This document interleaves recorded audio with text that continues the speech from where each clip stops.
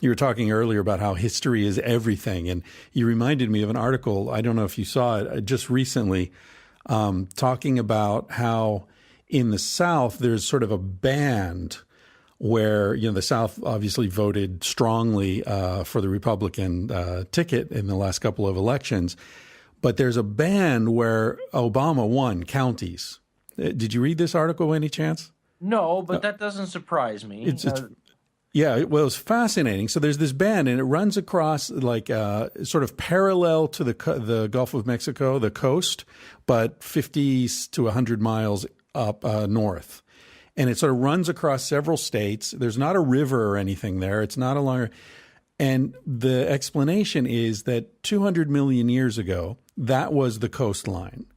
And because that was the coastline, there was a huge amount of shells that were deposited there that made the soil now, 200 million years later, extremely rich.